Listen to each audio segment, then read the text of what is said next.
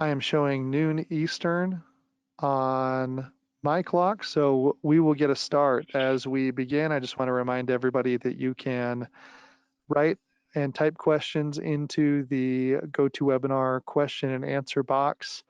We do have Sue and her technical points of contact here to answer any questions about these presentations. After this presentation and this session, if you do have additional questions on this scope or any other scopes in the CINR FOA, please direct those questions to nup@inl.gov. With that, I will turn the time over to you, Sue. Thank you so much. So I'm Sue Lessica from the Office of Nuclear Energy, and I see I'm lucky enough to have the noontime hour on the East Coast. For those of you on the East, bon appetit. I hope you had some time to grab some lunch. So my first topic today that I'll be talking about is related to our current fleet of nuclear reactors, light water reactors, and it's on characterization and modeling of the reactor pressure vessel of our current fleet. So before we go into the details on the scope, I thought I would start at a higher level to give context for where the scope that we're going to be talking about fits in. So the sponsor for this scope is the Light Water Reactor Sustainability Program. And here you have a slide on it's the official goals and objectives slide. And but the bottom line is this: the current fleet of reactors produces about 20% of the nation's electricity and 60% of the nation's carbon-free produced electricity. And so for that reason, we want to keep our reactors going for as long as possible in the most efficient way as possible. And so that's what this program was started and continues to do. So under this program, there's several focus areas. The one of which is of interest to the scope is, of course, the materials research focus area. So within that focus area, there are a couple of goals and objectives. And the first is to have a scientific understanding of the materials and the environmental degradation of the materials that are used in the nuclear reactor plants. We also want to develop the data and methods so that we're able to assess the performance of the system structures and components in order to enable the continued safe and efficient operation of our nuclear reactor fleet. Here we have a really nice graphic that talks about all of the different components that go into that the materials have to deal with over this long period of time in operation, and how that leads into the operation and the efficiency of the reactor. Under the materials section, there are 5 different focus areas. They're all displayed here: reactor pressure vessel, internals, pressure boundaries and piping, concrete degradation, cable aging, and of course mitigation methods. And the focus today for this scope is in the reactor pressure vessel. So that's what we'll be talking about next. So let's start talking about some details here on the scope that's in the solicitation. So we're looking at the characterization and modeling of the effects of high fluence and thermal aging on reactor pressure vessel steels. And so the reason for this is that as the license extensions have gone through for these reactors, we want to have a better understanding of what the changes in the microstructure and in the properties of the reactor pressure vessel steels are, and to be able to predict what they will do in the future. So over time, the steels undergo significant changes in microstructure due to temperature, due to radiation, and therefore, the mechanical properties change, particularly fracture toughness. And so that is what we need to develop a fundamental understanding of. Historically, the lifetime embrittlement, or also designated as the change in the ductile to brittle temperature transition temperature, that has been underpredicted. And the reason for this is because there's a late blooming phase that happens, that comes out in the manganese nickel silicon phase precipitation. And because of this, the embrittlement has been underpredicted, and that's what we're trying to understand and predict better, and that's the focus here. Let's see. So modeling is one area that can be very beneficial in understanding what is going on, how the precipitation occurs, how it changes over time, how it affects dislocation evolution, and of course, ultimately, how it changes the mechanical behavior of the steel. There is another aspect of this that is also of interest, and that is the potential for thermal aging. And so we're also looking to understand the effects or non-effects of thermal aging over the long term for reactor pressure vessel steels.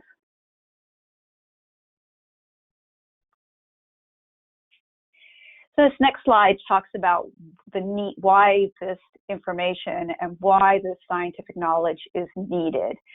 So we know that copper-rich precipitates nucleate quickly, and we have also developed more of an understanding about these late blooming phases, these manganese nickel silicon precipitates that occur at a later time due to their slow nucleation and growth kinetics.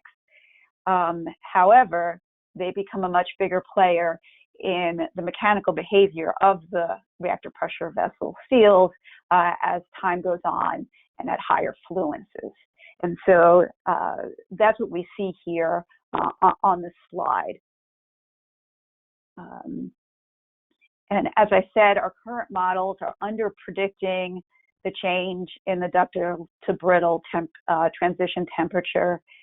And that's where a better understanding is needed and better data is needed. There's also some evidence that thermal aging may have a effect on long-term operation and mechanical behavior of the reactor pressure vessel steel. And so that's another avenue that we would like further developed and further understood through this IRP. I'm sorry, through this project.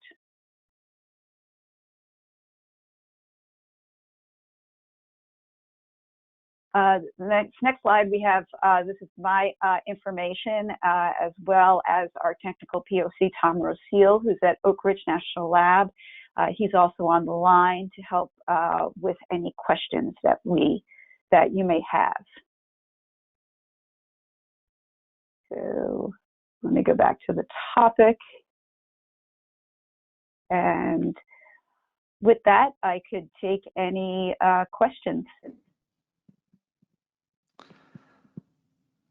Thank you, Sue. We will be entertaining questions through the question and answer box.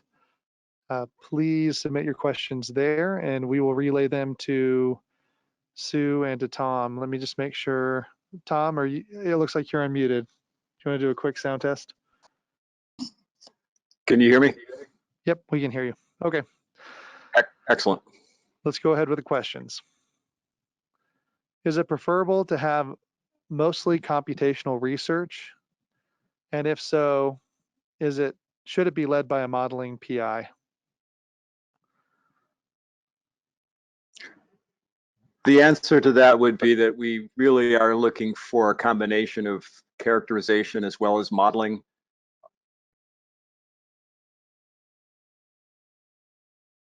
Right. So we wouldn't dictate who the PI should be or shouldn't be, but yeah, it should be a combination. The modeling is important, but so is the characterization, since that's where a lot of the data will come from. That will be fed into the modeling. So it should be a combination. Are shielding materials to protect weldments and heat-affected zones against high neutron fast fluents of interest? No, the focus here is on the reactive pressure vessel steels.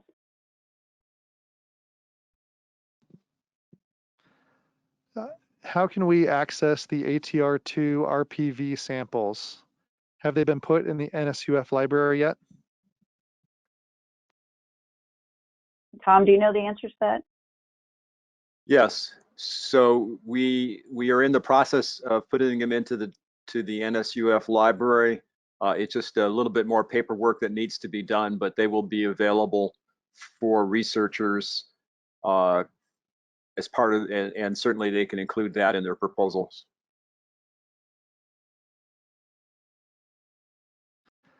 Considering that both modeling and experimental efforts have been funded in the past, are you seeking new models that are different from the ones that are already funded?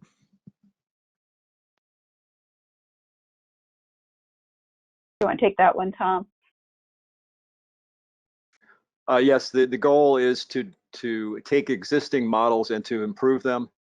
So it's not that the models aren't capable of predicting what's happening, they just are not predicting as well as we would like at the higher fluences and under thermal conditions. So we're looking for improvements.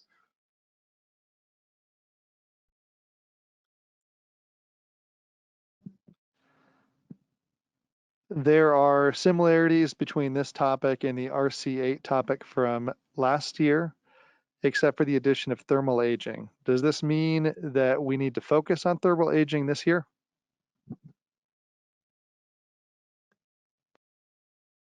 No, well, it would be a combined effect. Well, you can talk about the other topic. The idea is to combine those. So yes, there's obviously a strong similarity to the last year's RC-8, but we're adding additional information because based on current evolving concepts.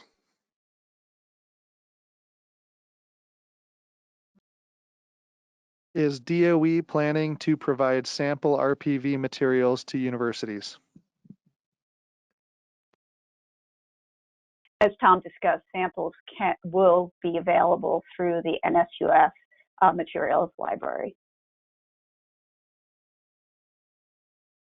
As a follow-on to the NSUF library question, if a PI wants to access the samples, how would they identify them in the proposal?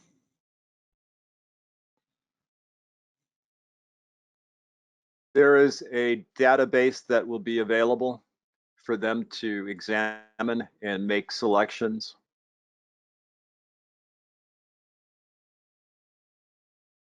I believe it's on the NSUF webpage. Is that right, Tom? That's right. It's not there right now, but it will be available.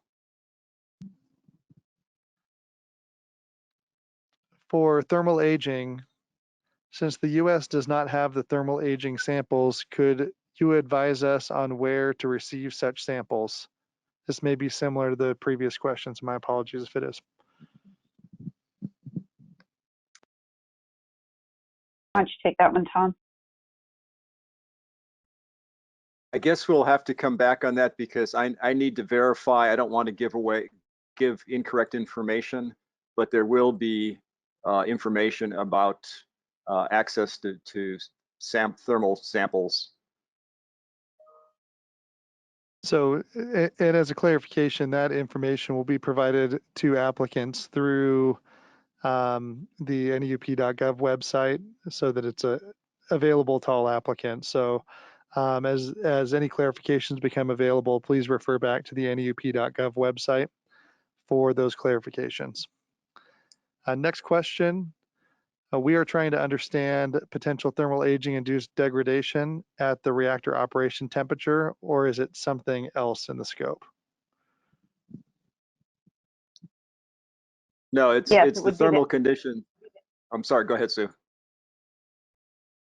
Go ahead, Tom. It's under the operating conditions.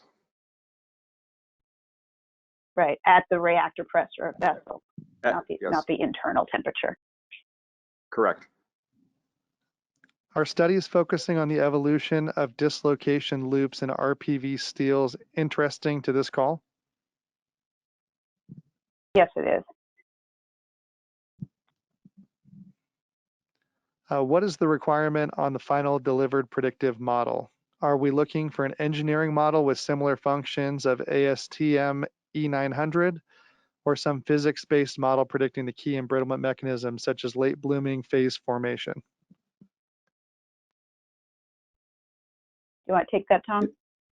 Yes, it's going to be focused primarily on the not so much on the E900, but an extension of E900, which I think there is an existing reduced order model that's been developed by Odette and Morgan, and I think that is. I guess I don't think was that included in the references. I think that we had a reference for it before, but I don't think it's on the slides. It's not on the slide, but it's in the, I think, in the It's in the scope Workscope. call. Yeah. Those are the questions we have for RC-5.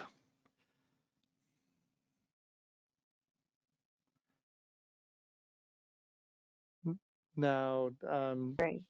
Sue, I think you have a second presentation, correct? I do. Should we wait till 12:30? No, we've scheduled these right on top of each other. So before we do, Okay.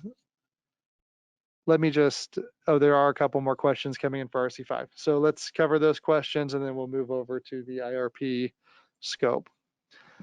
Okay. Next question is, how does DOE NE's major goal for this work scope differ from last year's RPV work scope?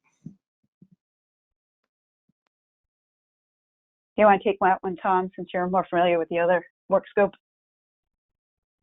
Yes, I think it's clear that it has to do with the addition of potential thermal aging at long-term exposure, and I think we're emphasizing the access to NSUF materials library. Those are the two key differences from last year. Should we be looking to new material development as well? Not under the scope, no. Are industry collaborators encouraged? Yes, certainly industry or national labs.